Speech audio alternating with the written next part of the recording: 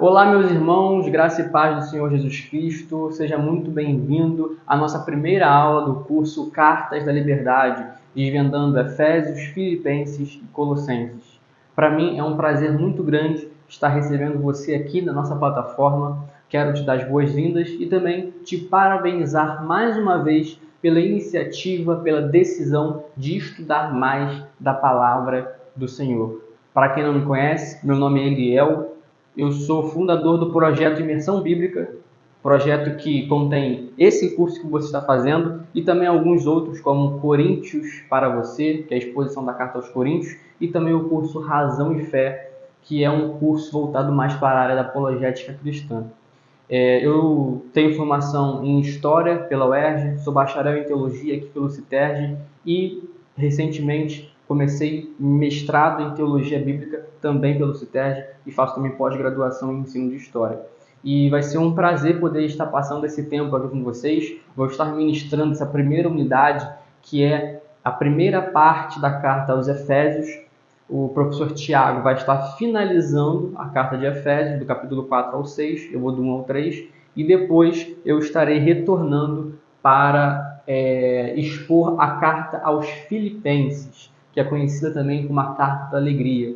Como vocês bem sabem, todas essas cartas foram escritas pelo apóstolo Paulo e foram escritas em um período em que ele estava na prisão, já sendo condenado por seguir a Cristo, prestes a sofrer o martírio. Nós vamos começar hoje fazendo uma introdução à carta aos Efésios.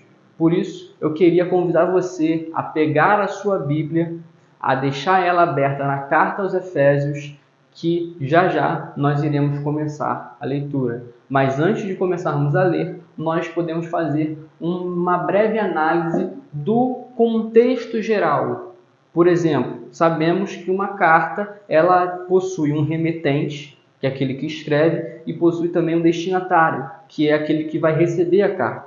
No caso, eu quero começar falando com vocês sobre os destinatários, aqueles que receberam a carta do apóstolo Paulo, que são os irmãos da cidade de Éfeso. Quem eram os efésios? Eram aqueles que moravam em Éfeso, assim como nós que moramos aqui, onde nós estamos, né, é São Gonçalo, Niterói. Então, se Paulo escrevesse uma carta para a gente, seria uma carta aos gonçalenses ou aos niteroenses. Nesse caso, é uma carta aos Efésios, porque foi escrita a pessoas, a cristãos que moravam na cidade de Éfeso.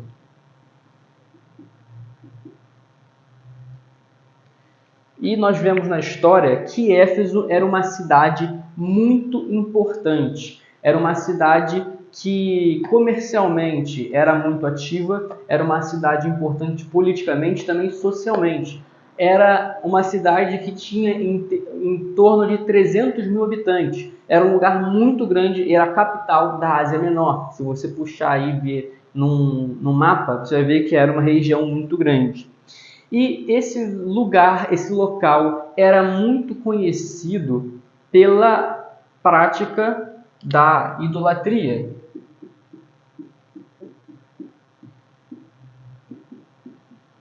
Em Éfeso existia um grande templo dedicado à deusa Diana, chamada de Diana dos Efésios, ou também conhecida como Ártemis, Diana ou Ártemis.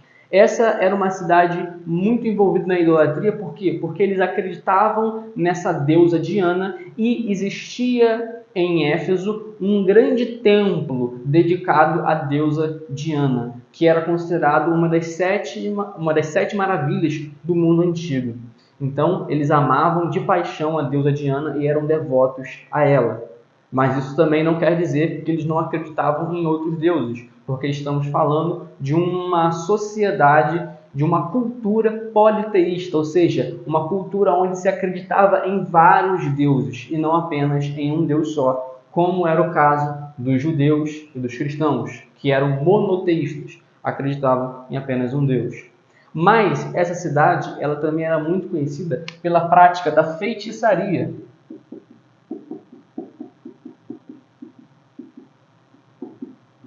existiam muitas pessoas que praticavam artes mágicas.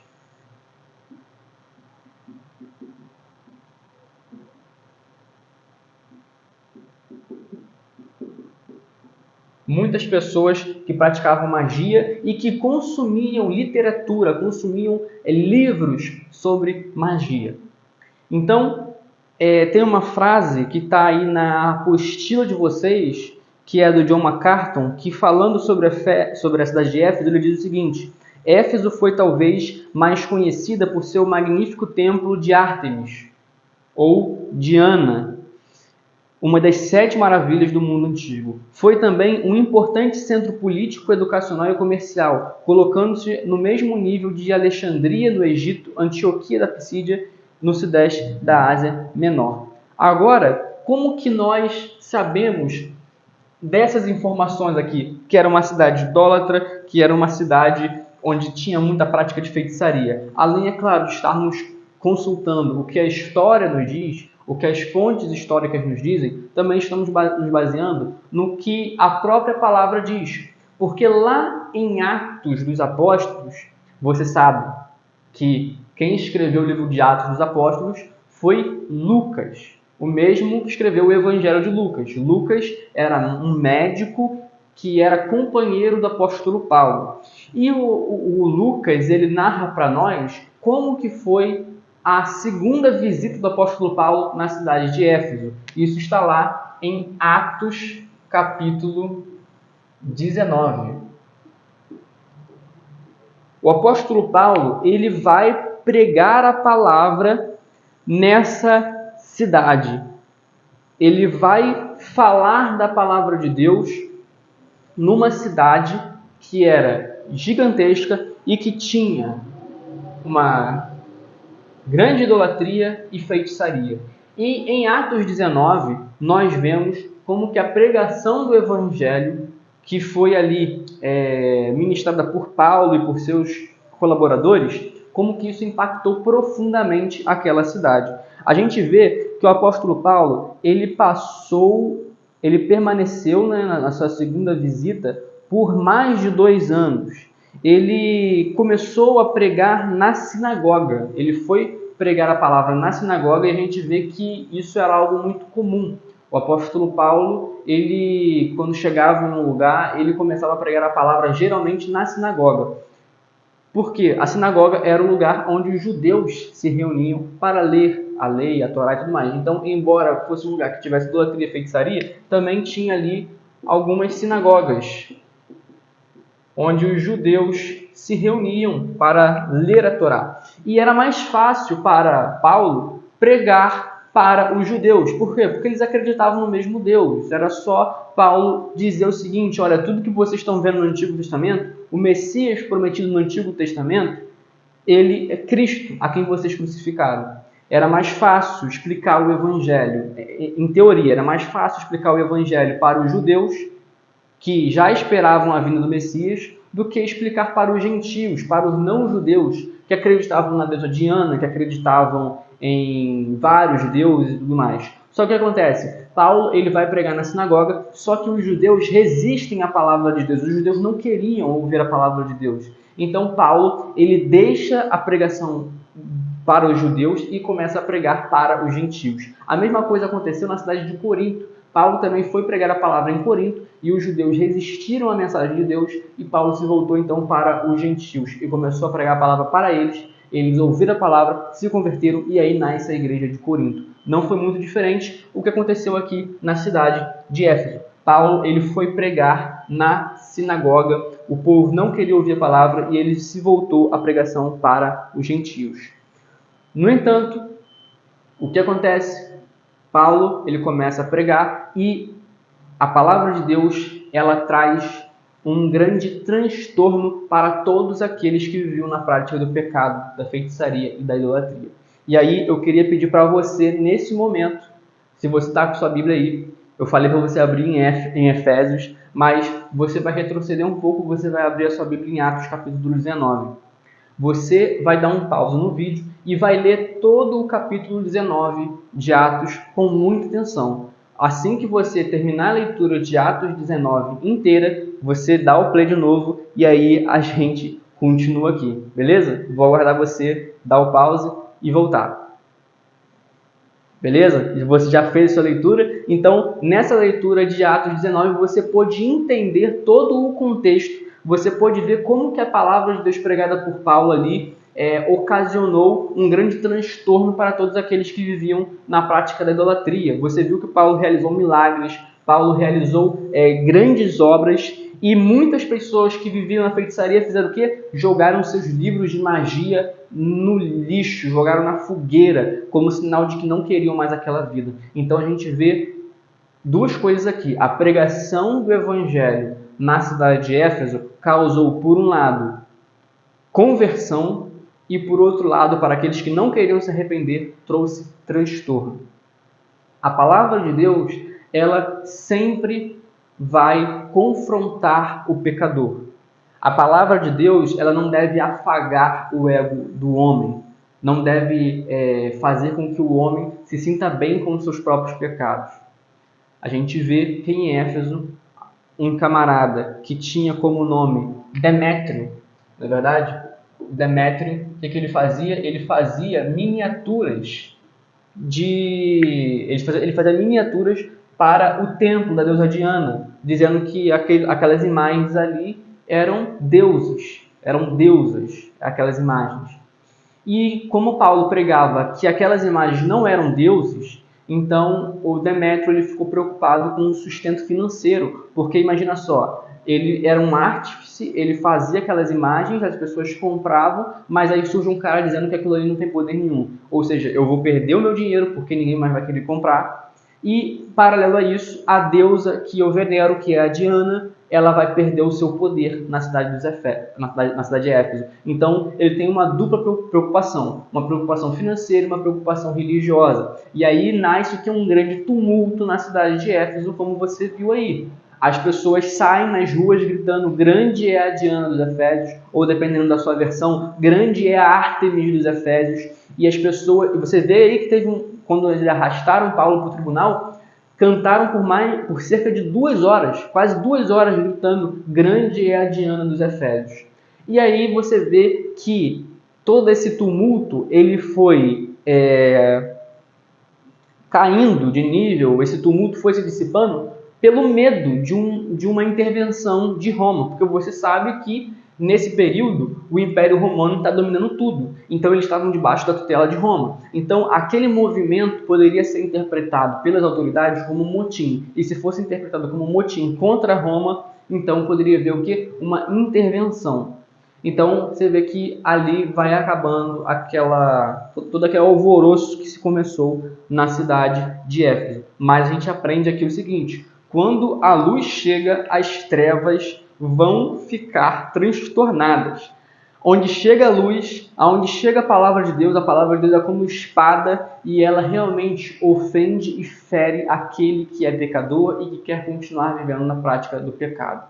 Infelizmente, nós temos visto por aí que muitas pessoas têm ouvido, não a palavra de Deus, mas ouvido uma palavra que afaga o ego dela, de modo que a pessoa ela consegue ouvir uma pregação, continuar em pecado e não se sentir de modo algum envergonhada pelo pecado, triste pelo pecado ou com temor diante de Deus. Então a gente vê que isso não é palavra de Deus. Se a pessoa ela vive na prática do pecado, não quer se arrepender, ela ouve uma pregação e sai ainda feliz com o que ela ouviu, é sinal de que o evangelho não foi pregado. Porque o evangelho ele confronta o pecador. Tem uma frase do Paul Washer que é muito interessante, que ele diz o seguinte: nós não sabemos o quanto somos pecadores, assim como o peixe não sabe o quanto está molhado. E você vê que isso é uma realidade, mas a palavra de Deus ela tem esse efeito em nós, em nos mostrar o quanto nós somos falhos, o quanto nós somos miseráveis. E se uma pessoa ela vive no pecado, ela ouve uma palavra de Deus numa igreja ou em várias igrejas e ela não se sente confrontada em nenhum momento, é sinal de que não é verdadeiramente a palavra de Deus. É qualquer outra coisa menos palavra do Senhor. E aí, Continuando, a gente vê que o apóstolo Paulo, algo que eu esqueci de falar para vocês, é que o apóstolo Paulo ele foi pregar nas sinagogas e os judeus resistiram. Quando os judeus resistiram à pregação do apóstolo Paulo, ele foi pregar em outro lugar que era chamado de Escola de Tirano. E ali ele permaneceu pregando a palavra por 2 anos. Então, 2 anos de pregação do apóstolo Paulo nesse lugar causou todo esse alvoroço. Isso também deve nos fazer... Perdão, bati aqui no microfone. Isso também deve nos fazer refletir sobre algumas coisas. O Brasil é um país onde cresce cada vez mais o número de evangélicos. Mas será que todos esses que se dizem evangélicos realmente o são? Será que são realmente seguidores de Cristo?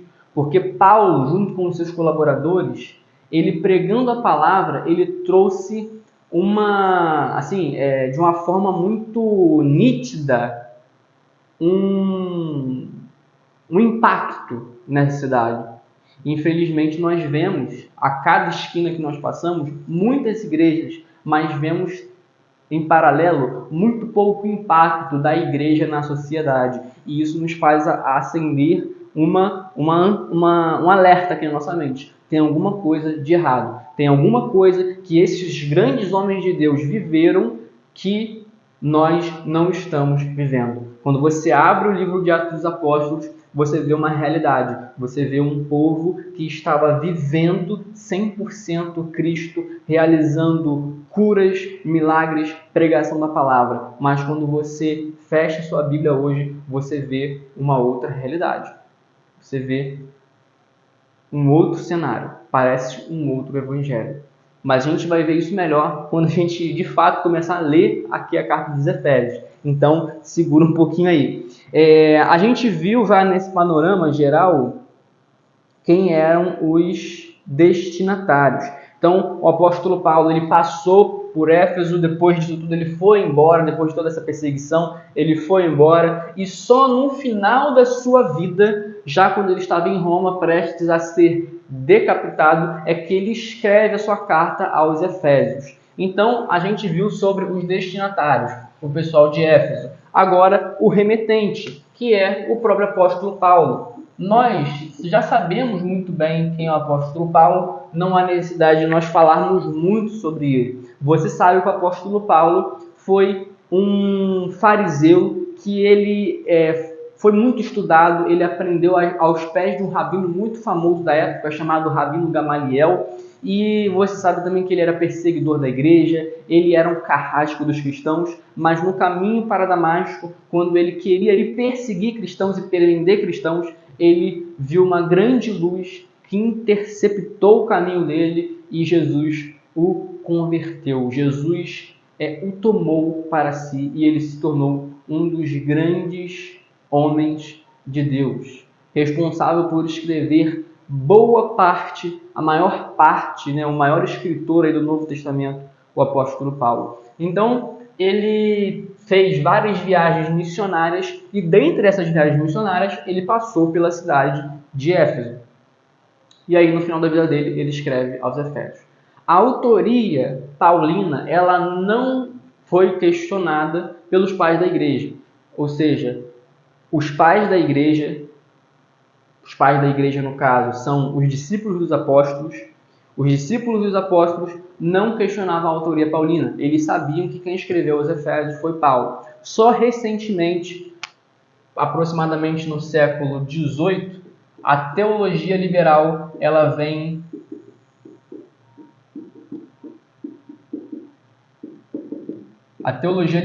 cuidado com a teologia liberal, ela vem questionar a autoria paulina, vem dizer que não foi o apóstolo Paulo que escreveu, e daí uma série de motivos, uma série de razões. Mas a gente tem que ter muito cuidado com essa tal da teologia liberal, porque o que é teologia liberal? A teologia liberal é como se fosse um ateísmo cristão. A teologia liberal, ela desacredita da Bíblia como palavra de Deus. A teologia liberal, ela preza pelo racionalismo, ou seja, eu quero excluir tudo que exige a fé e quero ficar só com a razão. O que a teologia liberal fez? A teologia liberal nasceu num contexto onde a razão foi colocada num patamar mais elevado que a fé. Então, tudo que exigia fé, eles jogavam de fora. Por exemplo, a gente vê lá a passagem que Jesus multiplicou os 5 pães e 2 peixinhos. O que eles vão dizer? Olha, essa passagem que Jesus multiplicou os 5 pães e 2 peixinhos, não aconteceu bem isso. Jesus não multiplicou 5 pães e 2 peixinhos. Isso, na verdade, está escrito para que a gente aprenda a compartilhar com os outros. Então é isso. Então eles vão tirando tudo que exige a fé e ficando só com o lado racional. E aí eles negam até a ressurreição de Cristo. Então você vê que já não é mais cristianismo, já não é mais teologia cristã, é teologia liberal, é uma teologia que é satânica e diabólica. Até o apóstolo Paulo lhe diz que se nós não cremos que Cristo ressuscitou dos mortos, então é vã a nossa fé. Nós somos os mais miseráveis de todos os homens. Então, a teologia liberal, ela nasce para contrariar tudo aquilo que foi construído ao longo da história da igreja. Todos os pais da igreja, como eu disse, acreditavam que Paulo era o autor da carta aos Efésios. Mas esses camaradas, eles chegam no século XVIII para poder querer causar. E aí eles vêm questionando, por exemplo, a autoria do apóstolo Paulo, dizendo que não foi Paulo que escreveu os Efésios. Por que eu estou dizendo isso? Porque é importante você ficar ligado, porque talvez na internet você veja algum malandro dizendo assim, não foi Paulo que escreveu os Efésios, por causa disso. Você vê pessoas querendo desconstruir aos poucos algumas coisas, e aos poucos eles chegam no extremo, né, de, por exemplo, dizer que Cristo não ressuscitou. E você vê por aí pastores muito conhecidos, muito famosos, dizendo abertamente o seguinte: a Bíblia é um livro insuficiente, e o desafio da igreja é entender que a Bíblia não é um livro suficiente para os dias de hoje, para os dias modernos.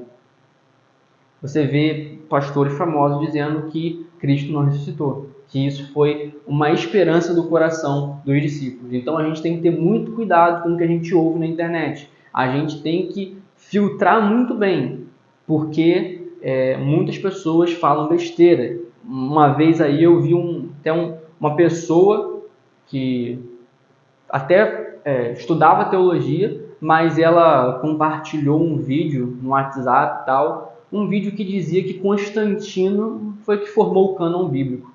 E aí a gente vê como que a pessoa, né, que não tem instrução, ela pode facilmente cair nas garras de um herege, porque não tem nada a ver Constantino com a formação do cânon bíblico. Que o cânon, no caso, foi a escolha dos livros que entraram na Bíblia. Não tem nada a ver. E se você for estudar história, você sabe que não tem nada a ver. Mas apareceu um engraçadinho na internet falando isso, a pessoa sem conhecimento, o que acontece? Ela cai naquela. Então, é importante você estudar realmente para você não cair nesses contos, nessas heresias da teologia liberal. A teologia liberal, por exemplo, ela é responsável por fazer com que a Europa hoje esteja completamente devastada. Porque se eu tiro a autoridade da palavra de Deus, e a Bíblia não é mais a palavra de Deus, então para que eu vou obedecê-la? Para que eu vou à igreja? E as igrejas foram esvaziando na Europa cada vez mais, e isso abriu em grande escala as portas para o ateísmo. E você tem hoje em países como a Suécia, Suécia, República Tcheca e outros países com uma margem de 85%, 80% de ateus. E isso é muito sério. E foi a teologia liberal que começou dentro das igrejas e contaminou muitas pessoas. Então, uma teologia diabólica que fez com que muitas pessoas se desviassem do caminho da verdade. Mas, tirando esse parênteses, o apóstolo Paulo foi quem escreveu realmente aos Efésios. Os pais da igreja confirmam isso. A autoria paulina é confirmada pelos pais da igreja. E quem não sabe quem são os pais da igreja, eu já falei aqui, os pais da igreja, ou pais apostólicos, são aqueles que foram discípulos dos apóstolos. A gente tem, por exemplo, Clemente de Roma. Quem foi Clemente de Roma? Foi um discípulo do apóstolo Paulo. Quem foi Policarpo? Policarpo foi um discípulo de João. Então, esses camaradas, eles tiveram uma proximidade muito grande com os apóstolos, então eles possuem credibilidade para poder falar alguma coisa. Então, se Clemente de Roma vira e fala que Paulo foi o autor da carta aos Efésios, Então eu vou confiar nele, porque ele foi quem andou juntinho com Paulo, sabe mais sobre Paulo do que eu. Então a gente tem toda essa história construída, chega no século XVIII, os caras querem desconstruir tudo. Então fiquem ligados com a teologia liberal. Muitas das vezes ela começa sutilmente para poder depois ir se agravando, ok? Mas então, para a gente poder continuar aqui, a gente vê também que a carta aos Efésios era uma carta que provavelmente não foi escrita apenas para os irmãos de Éfeso ler. O que os estudiosos dizem é que a carta aos Efésios provavelmente também foi uma carta circular. O que significa? Era uma carta que foi escrita para que fosse enviada não só para a igreja de Éfeso, mas para que outras igrejas também lessem essa carta. A gente vê que isso era uma prática comum. Se você der um pause aí e abrir em Colossenses 4,16, você vai ver que Paulo vai estar dizendo exatamente isso para os irmãos lá da igreja de Colosso. Olha, fazem essa carta ser enviada também para outros irmãos. Então, uma carta circular. Ok? Muito bem? Então, agora, feito esse panorama aí geral do remetente, do destinatários, agora nós vamos, de fato, ver a carta aos Efésios, começando no versículo 1 e no versículo 2. E aí eu vou apagar aqui, vocês não precisam ficar preocupados com o que eu estou escrevendo aqui, em ter que copiar, nada disso. Até porque o que vocês mais precisam saber já está na apostila de vocês aí, no material didático que está provavelmente em cima aí, do botão das videoaulas. Então, o apóstolo Paulo começa no versículo 1 e no versículo 2 com o quê? Com uma saudação. Paulo, ele sauda os irmãos com a graça e com a paz do Senhor Jesus Cristo. Aquela saudação que a gente sempre faz, né? Se eu não me engano, eu mesmo comecei a aula aqui falando graça e paz. Alguns vão dizer que graça e paz é uma junção da saudação que havia entre os gentios e a saudação que existia entre os judeus. Paz era shalom, né? A pessoa chegava shalom, paz, e os gentios chegavam falando graça. Então, Paulo teria juntado a saudação e falado graça e paz.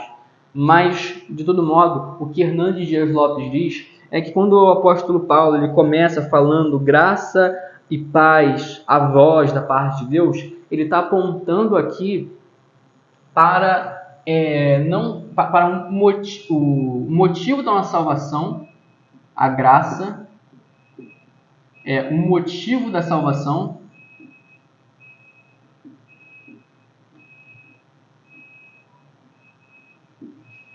e a paz, que é o que? O resultado da salvação.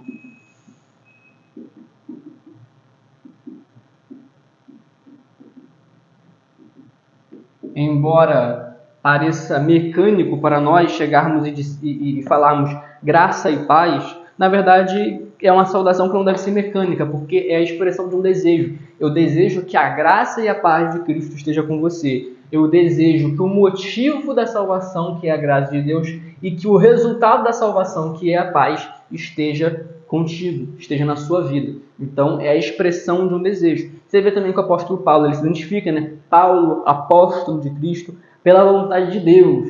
Ou seja, não é pela vontade dos homens. Ele não virou, Paulo não acordou um dia e falou, olha, eu acho que eu sou apóstolo e me autodeclaro apóstolo. Não. Paulo, ele foi apóstolo pela vontade de Deus. Então, ele frisa isso. Eu sou apóstolo pela vontade de Deus e não pela minha própria vontade. Isso também é um ponto muito importante, porque tem pessoas que são pastores pela sua própria vontade, tem pessoas que são apóstolos pela sua própria vontade. Agora, Paulo ele se identifica como apóstolo pela vontade de Deus, não pela vontade de homens. Isso também era importante porque existiam muito falsos apóstolos naquela época.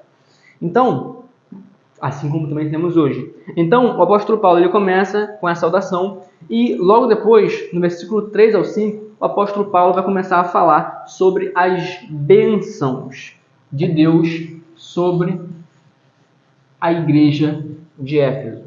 Do versículo 3 ao 5.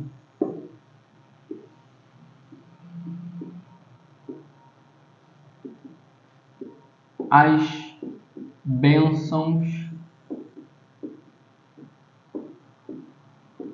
de Deus. a gente vê que no versículo 3, Paulo vai mostrar quem é o Pai, quem que é o dono das bênçãos. E a gente vê que o autor, o dono das bênçãos, é uma pessoa só, no caso, né? É Deus. Então, o autor das bênçãos é quem Paulo mostra aí.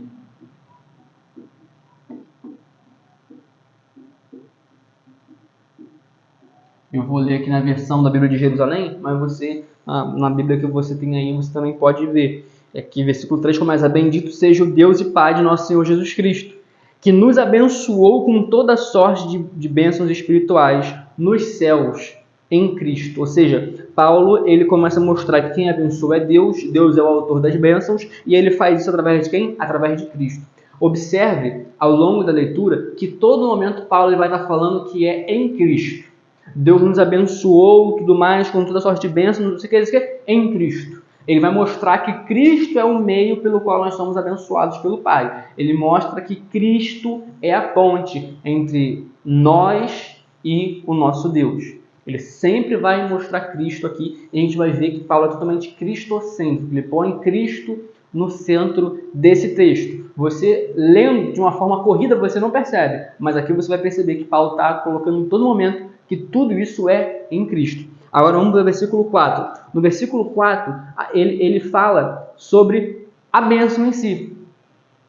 No versículo 3 ele fala que Deus nos abençoou nas regiões celestiais. Agora no versículo 4 ele vai dizer que bênção é essa. Então, versículo 3, ele é autor das bênçãos e ele nos abençoou. Agora, versículo 4, que bênçãos são essas? É a pergunta. E aí vem a resposta. Ele nos escolheu antes da fundação do mundo para sermos santos e irrepreensíveis diante dele em amor. Então, que bênção? Que bênção? A escolha. Ele nos escolheu antes da fundação do mundo. Essa é a bênção. A gente entra aqui na doutrina da predestinação, que é uma doutrina um tanto quanto controversa na história da igreja, porque existem linhas de interpretação diferentes sobre como se dá a predestinação. Os irmãos arminianos vão acreditar que a predestinação ela se dá no fato de que Deus nos escolheu antes da fundação do mundo, quando ele previu que iríamos crer nele. Então, ele nos escolheu porque ele viu que nosso coração iria acreditar em Jesus Cristo. Agora, temos também a linha calvinista, que acredita que Deus nos escolheu antes da fundação do mundo, não porque previu que iríamos crer, mas ele nos escolheu para que nós crêssemos de fato nele. É controverso, mas o apóstolo Paulo, quando ele fala da escolha de Deus sobre as nossas vidas, ele não está querendo promover nenhum debate teológico. Ele está simplesmente falando que Deus é bom e cheio de graça. Ele nos escolheu, ele nos adotou, ele nos chamou de filhos. Então, veja só, o apóstolo Paulo ele está falando aqui que nós fomos escolhidos por Deus. E aí, na parte B do versículo 4, ele vai falar o propósito dessa escolha, porque essa escolha é uma bênção. Agora, qual que é o propósito dessa escolha?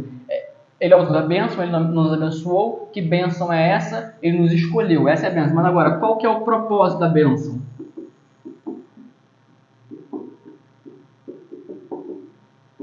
Qual é o propósito? Ele vai falar na parte B do versículo 4, que é o quê? Para sermos santos e irrepreensíveis diante dele em amor.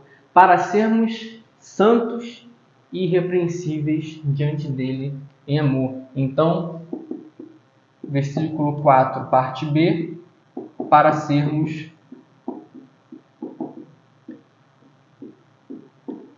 santos e irrepreensíveis.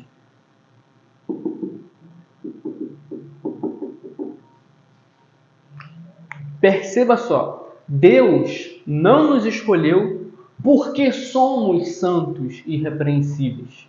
O texto fala ao contrário. Deus nos escolheu para sermos santos e irrepreensíveis.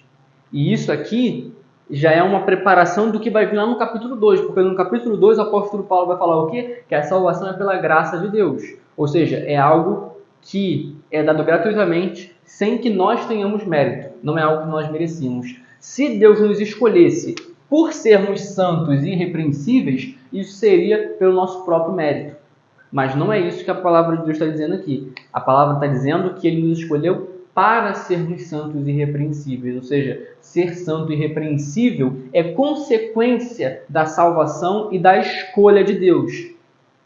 Então, se ser santo e irrepreensível é consequência da salvação, ela não pode ser o motivo da salvação. Então, eu não sou salvo por ser santo e irrepreensível.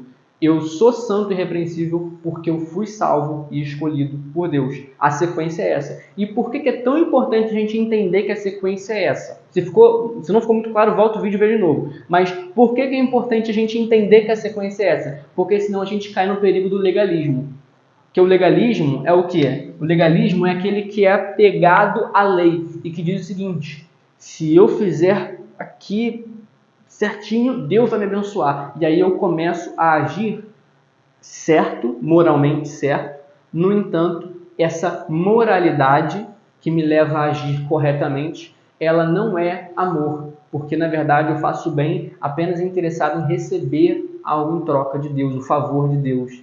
Então, por exemplo, eu vou tentar ao máximo ser santo e irrepreensível para que Deus venha me amar e para que Deus venha me escolher e me salvar. Então, a lógica fica inversa.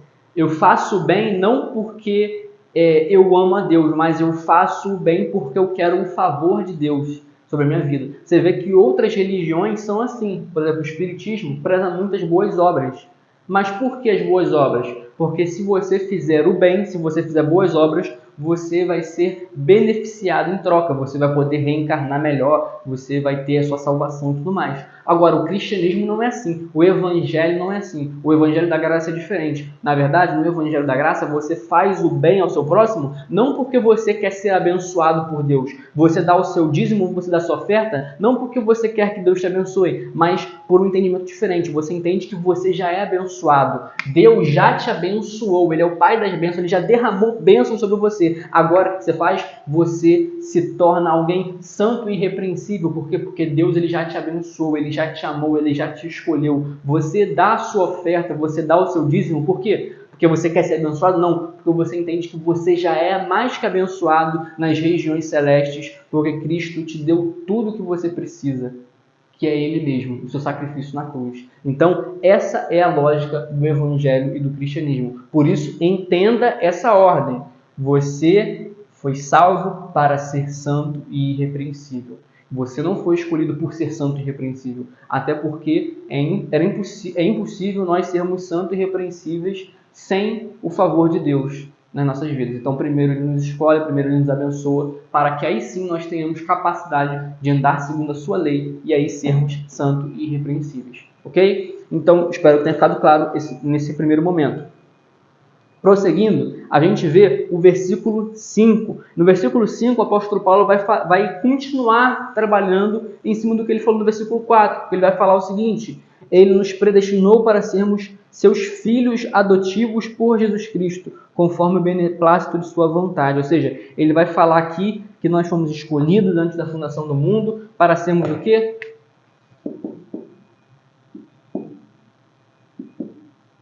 Adotados como filhos.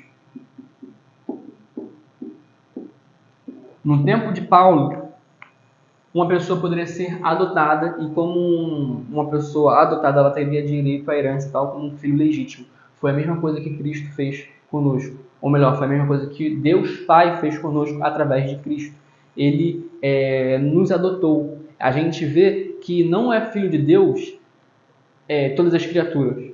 A gente pode dizer que todas as criaturas são filhos de Deus no sentido de que vieram dele, né? Que Deus criou todos, mas no sentido espiritual da coisa, filho de Deus é aquele que crê em Jesus Cristo, conforme está escrito lá em 1 João. Então a gente tem que crer em Jesus para sermos filhos de Deus e termos direito assim à herança, ok?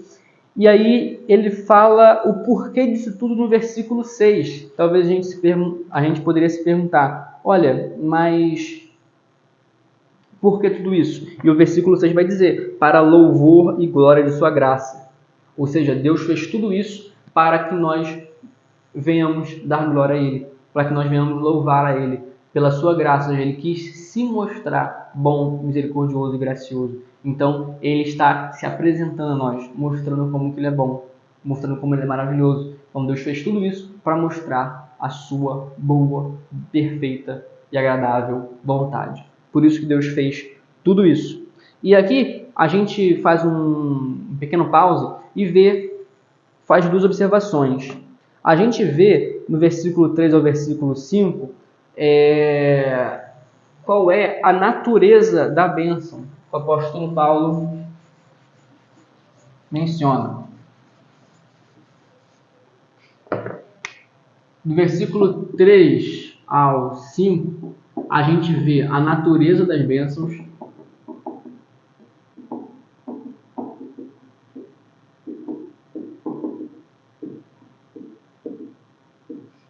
e a gente vê também o propósito das bênçãos.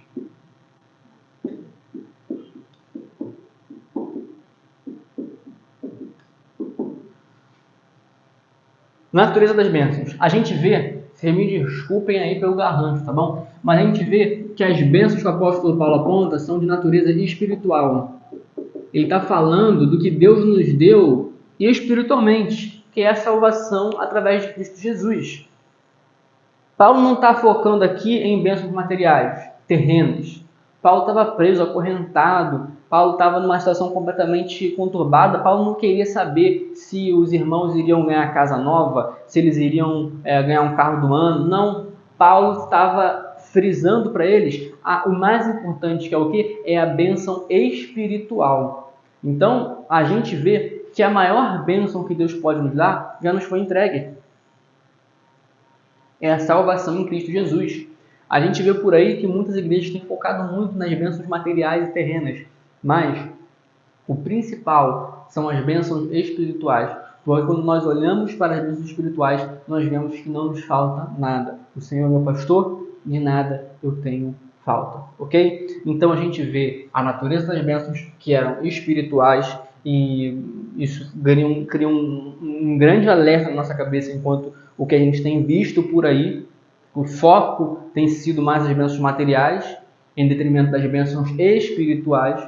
E a gente vê também o propósito das bênçãos, que esse propósito é a adoção, como nós vimos, né? Acabamos de falar sobre isso, e também o fato de sermos santos, né? Somos salvos para sermos santos e irrepreensíveis.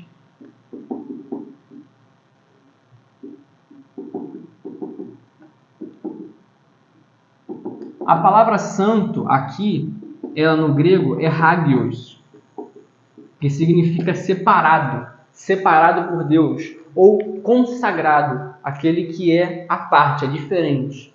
Somos santos porque somos separados e consagrados por Deus. Irrepreensível aqui no grego tem um significado de sacrifício imaculado. A palavra é amons, que significa sacrifício imaculado. Nós vemos no Antigo Testamento que Deus sempre pediu que é um sacrifício perfeito do seu povo. O cordeiro tinha que ser o quê? Sem mancha, sem mácula. Deus sempre exigiu um sacrifício perfeito. E a gente vê que o sacrifício desses carneiros, dos cordeiros, eram uma sombra do que viria posteriormente, porque na verdade Deus queria um sacrifício perfeito e tudo isso estava cobrindo, estava tipo assim, como é que seria a palavra? Deus estava tolerando esse tipo de sacrifício, mas porque o sacrifício imaculado, o sacrifício perfeito seria Cristo Jesus. Ele é o sacrifício perfeito. Porque ele veio ao mundo, não pecou ele não tinha mancha, ele era o Cordeiro imaculado e ele morreu na cruz pelos nossos pecados. E aí, quando nós estamos em Cristo, nós também somos para Deus como esse sacrifício imaculado, porque Deus, ele pega toda a justiça de Cristo e ele atribui a nós. Então, os nossos pecados estavam sendo carregados em Cristo. O sacrifício de Cristo na cruz subiu às narinas de Deus como um perfume suave. E Cristo estava morrendo na cruz pelos nossos pecados. Sermos irrepreensíveis aqui significa, nesse contexto, que nós devemos andar sem termos mancha, sem termos mácula. Devemos imitar o nosso Senhor e Salvador Jesus Cristo. Beleza? Então a gente vê a natureza das bênçãos, o propósito das bênçãos.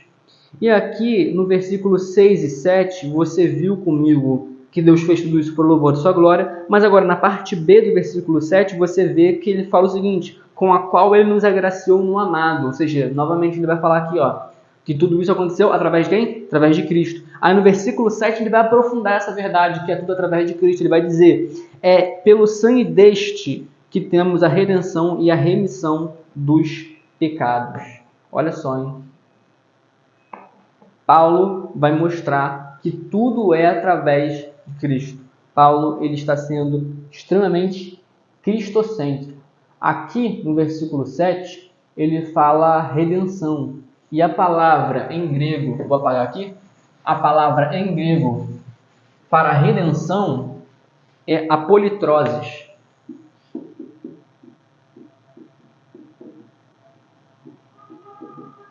Essa palavra significa literalmente o resgate de um prisioneiro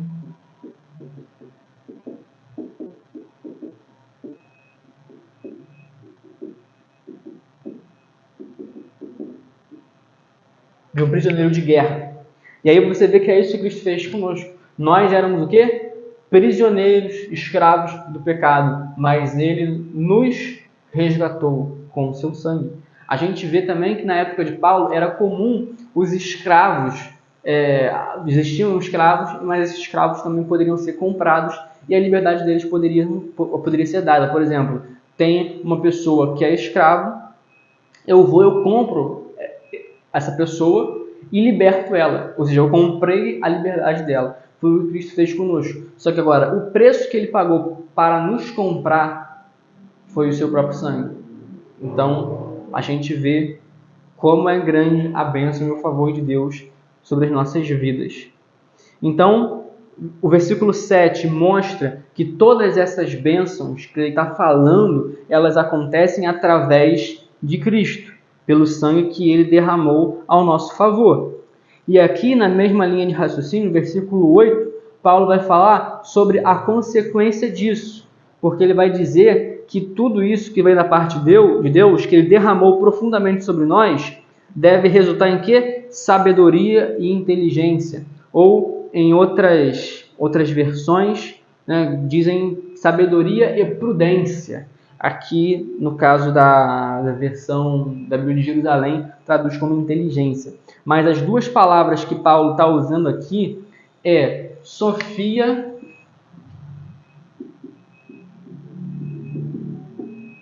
que você deve conhecer alguém chamado Sofia, que significa sabedoria. E também a outra palavra é frônesis. Na verdade, eu acho que tem um R aqui.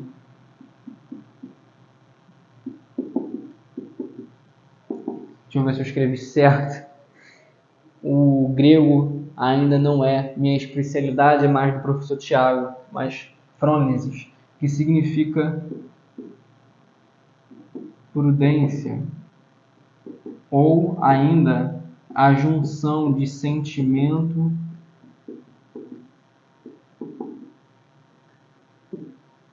com a atitude. Então Paulo está dizendo que toda essa bênção, ela também deve resultar em quê? De novo, Ele, é a mesma estrutura, ele fala da bênção e do propósito da bênção, e aqui mais uma vez, versículo 6 e 7, ele vai falar da bênção e do propósito da bênção, no que a bênção deve resultar. Ele fala prudência, sabedoria. A sabedoria, no caso, nós sabemos o que é. Sabedoria. Agora, a frônesis, no caso, é uma palavra no grego que ela é um pouco difícil de traduzir para o português. Você vê que algumas versões colocam prudência, a versão de Jerusalém colocou inteligência. Se você for em Filipenses, você vê a mesma palavra escrita frônesis, tende em vós a mesma frônesis que houve em Cristo. E algumas versões vão traduzir como tende em vós o mesmo sentimento que houve em Cristo, e outras versões vão traduzir como tende em vós a mesma atitude que houve em Cristo. Por que há essa confusão? Porque a palavra frônesis ela não tem uma correspondência muito clara para o português. Mas a gente entende que, quando se fala de frônesis, nós estamos falando de um sentimento, mas que ao mesmo tempo é uma ação, uma atitude. É um sentimento que leva automaticamente a uma ação. Não é apenas o sentimento que me diz o que eu devo fazer de certo, mas é o sentimento que vem acompanhado da ação do fazer o correto. Uma coisa é eu ver que você está passando por necessidade e sentir que eu tenho que ajudá-lo. Outra coisa é eu sentir que tenho a necessidade de ajudá-lo e agir automaticamente com esse impulso que me leva junto com o sentimento. Então, isso é frônesis, ok? Então, para terminar, depois a gente entra nos próximos versículos, porque senão essa aula vai ficar muito longa.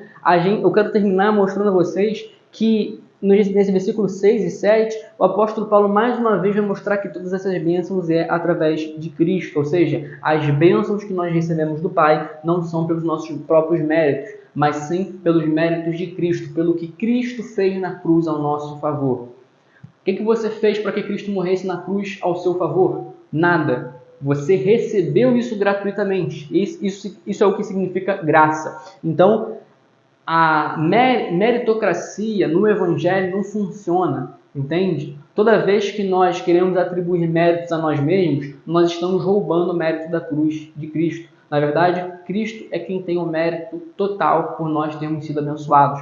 Paulo vai mostrar que tudo é através dele e para ele. Antigamente, nós estávamos em Adão, nós éramos inimigos de Deus, mas agora que nós estamos em Cristo, nós temos toda essa herança, todas essas bênçãos de Deus. Qual que é a conclusão dessa aula que foi até o versículo 8? Que foi o panorama histórico e até o versículo 8. Que você é muito abençoado, eu sou muito abençoado, e isso também me faz pensar o como eu sou muito ingrato.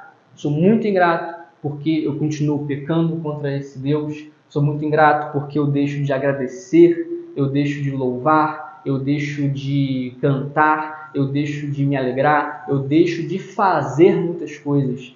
E isso mostra o como eu ainda sou distante daquilo que eu poderia ser, o como que eu estou longe de dar a Ele o meu melhor, porque o que Deus merece de nós é o nosso melhor. Ele quer o nosso coração. Então, eu acho que essa aula toda que nós tivemos até esse momento nos mostra o como nós devemos ser agradecidos a Deus, agradecidos por tudo que Ele fez gratuitamente a nós. E isso deve nos levar a uma reflexão. Como muitas vezes eu tenho sido ingrato por tudo que Deus fez na minha vida. Porque o que Deus fez na minha vida não foi com propósitos materiais, mas espirituais, que é te dar vida eterna ao lado dele. Esse mundo breve vai passar, mas agora a nossa alma ela é eterna. Então devemos nos apegar às bênçãos espirituais que Cristo nos concedeu nas regiões celestiais. Por isso, seja grato a Deus. Seja grato a Deus, porque o que Ele fez por nós, nós não poderíamos fazer por nós mesmos. Que Deus te abençoe. Eu vejo você na nossa próxima aula. Se você tiver qualquer dúvida, qualquer comentário, me chama no WhatsApp, no privado, e a gente conversa, a gente troca uma ideia. Se você tiver alguma dúvida em relação à plataforma, você também pode mandar mensagem pra gente, tá bom? Então é isso. Vamos ficando por aqui e eu vejo você na nossa próxima aula. Valeu, fui!